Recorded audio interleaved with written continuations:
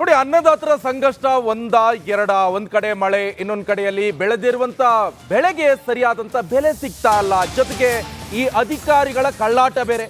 ಇದು ಜೆಸ್ಕಾಂ ಅಧಿಕಾರಿಗಳ ಕಳ್ಳಾಟಕ್ಕೆ ಅನ್ನದಾತ ಪರದಾಡ್ತಿದ್ದಾರೆ.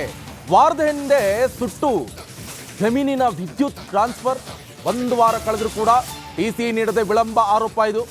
ಇಂದು ಬಾ ನಾಳೆ ಬಾ ಅಂತ ರೈತರನ್ನ ಸತಾಯಿಸ್ತಿರುವಂತ ಈ ಜೆಸ್ಕಾಂ ಅಧಿಕಾರಿಗಳು ಯಾದಗಿರಿಯ ಮುದ್ನಾಳ್ ಗ್ರಾಮದ ರೈತ ಸಾಬಣ್ಣ ಪರದಾಟವನ್ನ ನಡೆಸ್ತಾ ಇದ್ದಾರೆ.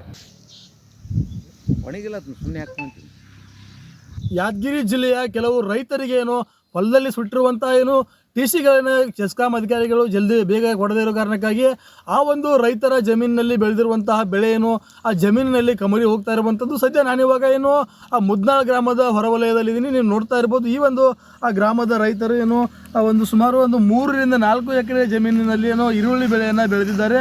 ಈ ಒಂದು ಈರುಳ್ಳಿ ಬೆಳೆ ಏನು ನೀರಿಲ್ಲದೆ ಈಗ ಒಣಗಿ ಹೋಗ್ತಾ ಇರುವಂಥ ದೃಶ್ಯಾವಳಿಗಳನ್ನು ಸಹ ನೀವು ಗಮನಿಸ್ತಾ ಇರ್ಬೋದು. ನೀವು ನೋಡ್ತಾ ಇರ್ಬೋದು, ಸಾಕಷ್ಟು ಏನು ನೀರಿಲ್ಲದೆ ಇರೋ ಕಾರಣಕ್ಕಾಗಿ ಈ ಒಂದು ಬೆಳೆ ಈಗಾಗಲೇ ಒಣಗಿ ಹೋಗ್ತಾ ಇರುವಂಥದ್ದು ನೋಡ್ತಾ ಇರ್ಬೋದು. ಈಗಾಗಲೇ ಈ ಒಂದು ಆ ಬೆಳೆಯನ್ನು ನಾಟಿ ಮಾಡಿ ಈಗಾಗಲೇ ಸುಮಾರು 10 ರಿಂದ 15 ದಿನಗಳು ಕಳೆದಿದ್ದಾವೆ. ಹೀಗಾಗಿ ಈ ಒಂದು ಬೆಳೆಗೆ ಅವಶ್ಯವಾಗಿ ಇವಾಗ ನೀರಿನ ಅವಶ್ಯಕತೆ ಇರುವಂಥದ್ದು. ಹೀಗಾಗಿ ಈ ಒಂದು ಬೆಳೆಗೆ ನೀರು ಬೇಕಾಗಿತ್ತು. ಆದರೆ ಕಳೆದ ಒಂದು ವಾರದ ಹಿಂದೆ ಏನು ಈ ಒಂದು ಆ ಜಮೀನಿನಲ್ಲಿರುವಂಥ ರೈತರಿಗೆ ಸೇರಿರುವಂಥ ಟಿಸಿ ಬಾದಾಗಿ ಹೋಗಿರುವಂಥದ್ದು. ಈ ಒಂದು ಟಿಸಿ ಹಾಳಾಗಿ ಹೋದ್ಮೇಲೆ ಆ ಜೆಸ್ಕಾಂ ಅಧಿಕಾರಿಗಳ ಗಮನಕ್ಕೆ ತಂದಿದ್ದಾರೆ. ಆದರೆ ಆ ಜೆಸ್ಕಾಂ ಅಧಿಕಾರಿಗಳು ಈ ಒಂದು ಆ ಟಿಸಿಯನ್ನು ಕೊಡುವಂಥ ಕೆಲಸಕ್ಕೆ ಬೇಗ ಮುಂದಾಗ್ತಿಲ್ಲ. ಹೀಗಾಗಿ ಆ ರೈತರು ಸಹ ಒಂದು ರೀತಿ ಆಕ್ರೋಶವನ್ನು ಹೊರಹಾಕ್ತಾ ಇದ್ದಾರೆ. ಯಾಕಂತಂದರೆ ಯಾದಗಿರಿ ಜಿಲ್ಲೆಯ ರೈತರು ಏನಂತಂದರೆ ಈ ಬಾರಿ ಮಳೆ ಬಂದಿತ್ತು. ಆದರೆ ಮಳೆ ಬಂದಾಗ ಅಧಿಕ ಮಳೆಯಾಗಿ ಸಾಕಷ್ಟು ಆ ತೇವಾಂಶಕ್ಕೆ ತುತ್ತಾಗಿ ಬೆಳೆಗಳು ಹಾನಿಯಾಗಿದ್ದಾವೆ. ಆದರೆ ಇದೇ ಬೆಳೆ ನಮಗೆ ಆಸರೆ. ಆದರೆ ಈ ಬೆಳೆಯೂ ಸಹ ಏನು ನೀರಿಲ್ಲದೆ ಒಣಗ್ತಾ ಇರೋದ್ರಿಂದ ಜೆಸ್ಕಾಂ ಅಧಿಕಾರಿಗಳ ವಿರುದ್ಧ ಇಲ್ಲಿರುವಂಥ ರೈತರು ಸಹ ಒಂದು ರೀತಿ ಆಕ್ರೋಶವನ್ನು ಹೊರಹಾಕ್ತಾ ಇರುವಂಥದ್ದು. ಅಂದರೆ ಈಗಾಗಲೇ ಸಾಕಷ್ಟು ನಾವು ಸಾಲ ಶೂಲವನ್ನು ಮಾಡಿ ಈ ಒಂದು ಬೆಳೆಯನ್ನು ಬೆಳೀತಾ ಇದ್ದೀವಿ. ಆದರೆ ಈ ಬೆಳೆಗೂ ಸಹ ನೀರು ಸರಿಯಾಗಿ ಕೊಡದೇ ಇದ್ದರೆ ಈ ಬೆಳೆಯು ಹಾಳಾಗಿ ಹೋಗುತ್ತೆ ಅಂತ ಇದು ಮಾಡ್ತಾ ಇರ್ಬೋದು. ನೀವು ದೃಶ್ಯಾವಳಿಗಳು ಸಹ ನೋಡ್ತಾ ಇರ್ಬೋದು. ರೈತರು ಯಾವ ರೀತಿ ಅಂತಂದರೆ ಈ ಒಂದು ಬೆಳೆಯನ್ನು ರಕ್ಷಿಸಿಕೊಳ್ಳಲು ಹರಸಾಹಸವನ್ನು ಪಡ್ತಾ ಇರುವಂಥದ್ದು. ಅಂದರೆ ಈ ಒಂದು ಈಗ ಏನು ಜಮೀನಲ್ಲಿ ನೀರು ಉಣಿಸಲು ನೀರು ಸಹ ಇಲ್ಲ. ಹೀಗಾಗಿ ಈ ಒಂದು ಬೆಳೆಯಲ್ಲಿರುವಂತಹ ಕಸ ಕಡ್ಡಿಗಳನ್ನಾದರೂ ಆರಿಸಿಕೊಂಡು ಏನು ಈ ಒಂದು ಜಮೀನಲ್ಲಿ ಕೆಲಸ ಮಾಡ್ತಾ ಇರುವಂಥದ್ದು. ಅಂದರೆ ಈ ಒಂದು ರೈತರ ಪರಿಸ್ಥಿತಿ ಈಗ ಸದ್ಯ ಸಾಕಷ್ಟು ಸಾಲ ಶೂಲವನ್ನು ಮಾಡಿ ಬೆಳೆದಿರುವಂಥ ಬೆಳೆಯನ್ನು ರಕ್ಷಿಸಿಕೊಳ್ಳಲು ಹರಸಾಹಸವನ್ನು ಪಡ್ತಾ ಇರುವಂಥದ್ದು. ಕೂಡಲೇ ಏನು ಅಧಿಕಾರಿಗಳು ಎಚ್ಚೆತ್ತು ಈ ಒಂದು ರೈತರಿಗೇನು ಹಾಳಾಗಿರುವಂಥ ಟಿಸಿಗಳನ್ನು ಕೊಡುವಂಥ ಕೆಲಸಕ್ಕೆ ಮುಂದಾಗಬೇಕಂತೇಳಿ ಇಲ್ಲಿರುವಂಥ ರೈತರು ಸಹ ಒಂದು ಒತ್ತಾಯವನ್ನು ಮಾಡ್ತಾ ಇರುವಂಥದ್ದು. ನಾಗರಾಜ್ ಮಗ್ದುಮ್, ರಿಪಬ್ಲಿಕ್ ಕನ್ನಡ, ಯಾದಗಿರಿ.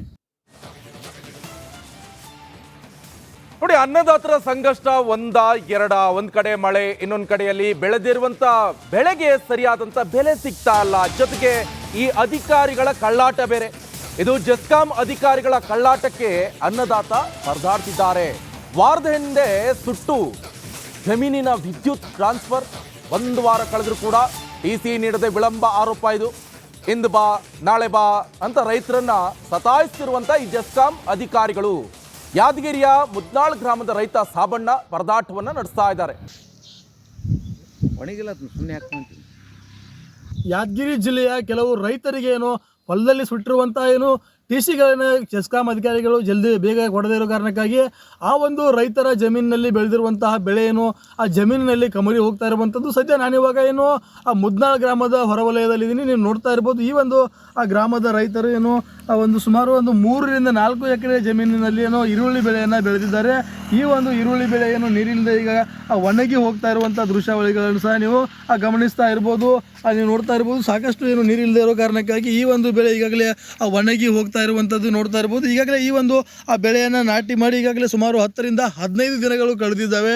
ಹೀಗಾಗಿ ಈ ಒಂದು ಬೆಳೆಗೆ ಅವಶ್ಯವಾಗಿ ಇವಾಗ ನೀರಿನ ಅವಶ್ಯಕತೆ ಇರುವಂಥದ್ದು. ಹೀಗಾಗಿ ಈ ಒಂದು ಬೆಳೆಗೆ ನೀರು ಬೇಕಾಗಿತ್ತು. ಆದರೆ ಕಳೆದ ಒಂದು ವಾರದ ಹಿಂದೆ ಏನು ಈ ಒಂದು ಆ ಜಮೀನಿನಲ್ಲಿರುವಂಥ ರೈತರಿಗೆ ಸೇರಿರುವಂಥ ಟಿಸಿ ಬಾದಾಗಿ ಹೋಗಿರುವಂಥದ್ದು. ಈ ಒಂದು ಟಿಸಿ ಹಾಳಾಗಿ ಹೋದ್ಮೇಲೆ ಆ ಜೆಸ್ಕಾಂ ಅಧಿಕಾರಿಗಳ ಗಮನಕ್ಕೆ ತಂದಿದ್ದಾರೆ. ಆದರೆ ಆ ಜೆಸ್ಕಾಂ ಅಧಿಕಾರಿಗಳು ಈ ಒಂದು ಆ ಟಿಸಿಯನ್ನು ಕೊಡುವಂಥ ಕೆಲಸಕ್ಕೆ ಬೇಗ ಮುಂದಾಗ್ತಿಲ್ಲ. ಹೀಗಾಗಿ ಆ ರೈತರು ಸಹ ಒಂದು ರೀತಿ ಆಕ್ರೋಶವನ್ನು ಹೊರಹಾಕ್ತಾ ಇದ್ದಾರೆ. ಯಾಕಂತಂದರೆ ಯಾದಗಿರಿ ಜಿಲ್ಲೆಯ ರೈತರು ಏನಂತಂದರೆ ಈ ಬಾರಿ ಮಳೆ ಬಂದಿತ್ತು. ಆದರೆ ಮಳೆ ಬಂದಾಗ ಅಧಿಕ ಮಳೆಯಾಗಿ ಸಾಕಷ್ಟು ಆ ತೇವಾಂಶಕ್ಕೆ ತುತ್ತಾಗಿ ಬೆಳೆಗಳು ಹಾನಿಯಾಗಿದ್ದಾವೆ. ಆದರೆ ಇದೇ ಬೆಳೆ ನಮಗೆ ಆಸರೆ. ಆದರೆ ಈ ಬೆಳೆಯೂ ಸಹ ಏನು ನೀರಿಲ್ಲದೆ ಒಣಗ್ತಾ ಇರೋದ್ರಿಂದ ಇರೋದ್ರಿಂದ ಜೆಸ್ಕಾಂ ಅಧಿಕಾರಿಗಳ ವಿರುದ್ಧ ಇಲ್ಲಿರುವಂಥ ರೈತರು ಸಹ ಒಂದು ರೀತಿ ಆಕ್ರೋಶವನ್ನು ಹೊರಹಾಕ್ತಾ ಇರುವಂಥದ್ದು. ಅಂದರೆ ಈಗಾಗಲೇ ಸಾಕಷ್ಟು ನಾವು ಸಾಲ ಶೂಲವನ್ನು ಮಾಡಿ ಈ ಒಂದು ಬೆಳೆಯನ್ನು ಬೆಳೀತಾ ಇದ್ದೀವಿ, ಆದರೆ ಈ ಬೆಳೆಗೂ ಸಹ ನೀರು ಸರಿಯಾಗಿ ಕೊಡದೇ ಇದ್ದರೆ ಈ ಬೆಳೆಯು ಹಾಳಾಗಿ ಹೋಗುತ್ತೆ ಅಂತ ಇದು ಮಾಡ್ತಾ ಇರ್ಬೋದು. ನೀವು ದೃಶ್ಯಾವಳಿಗಳು ಸಹ ನೋಡ್ತಾ ಇರ್ಬೋದು. ರೈತರು ಯಾವ ರೀತಿ ಅಂತಂದರೆ ಈ ಒಂದು ಬೆಳೆಯನ್ನು ರಕ್ಷಿಸಿಕೊಳ್ಳಲು ಹರಸಾಹಸವನ್ನು ಪಡ್ತಾ ಇರುವಂಥದ್ದು. ಅಂದರೆ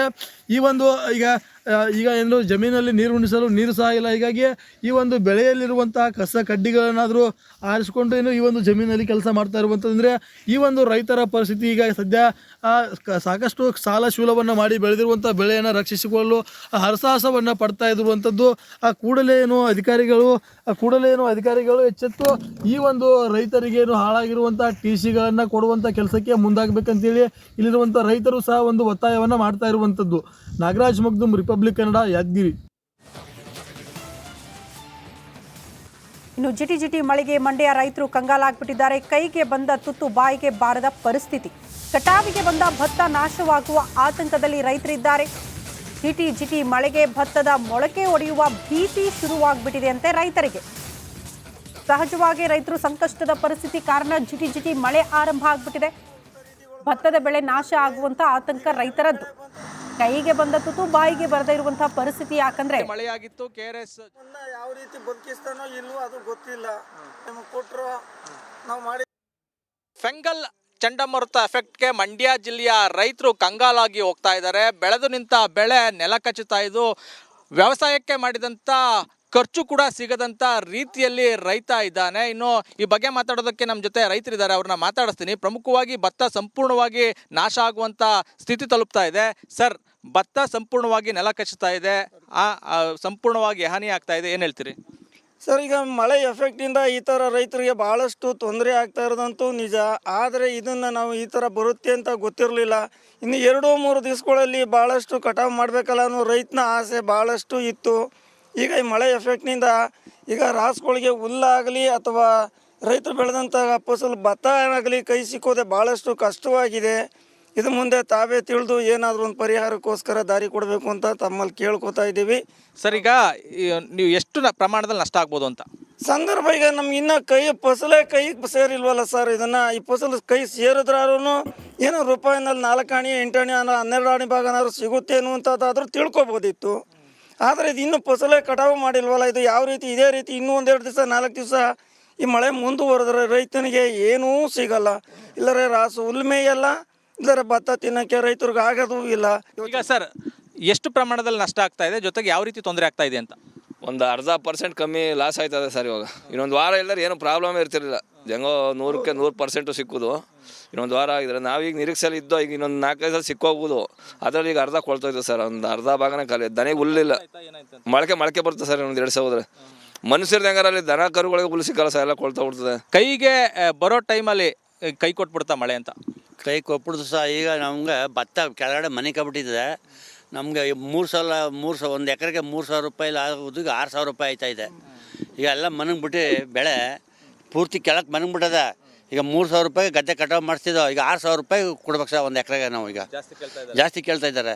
1 ಗಂಟೆಲಿ ಆಯ್ತದೆ, 2 ಗಂಟೆ ಆಯ್ತದೆ ಸರ್. ನೆಲ ಕಚ್ಬಿಡೋದಲ್ಲ, ಮಿಷಿನ್ ಎತ್ಬೇಕು.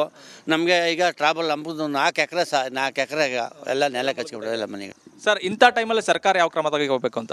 ಅದು ತಾವೇ ತಿಳಿದು ಹೇಳ್ಬೇಕಾಗಿದೆ. ರೈತರ ಸಮಸ್ಯೆಗಳು ಎಷ್ಟು ಉಲ್ಬಣಗೊಳ್ಳುತ್ತೆ ಅನ್ನೋದನ್ನು ಅದು ಸಮಾಜನೇ ಅಥವಾ ಸರ್ಕಾರನೇ ತಿಳಿದು ಯೋಚನೆ ಮಾಡೋಕ್ಕಾಗಿ ಬರುತ್ತೆ ಸರ್. ಅದು ಇದಿಷ್ಟು ರೈತರ ಒಂದು ನೋವಿನ ಮಾತುಗಳು ಅಂತ ಹೇಳ್ಬೋದು. ಕ್ಯಾಮ್ರಾಮನ್ ಇನ್ನೋ ಜೊತೆ ಆನಂದ್, ರಿಪಬ್ಲಿಕ್ ಕನ್ನಡ, ಮಂಡ್ಯ.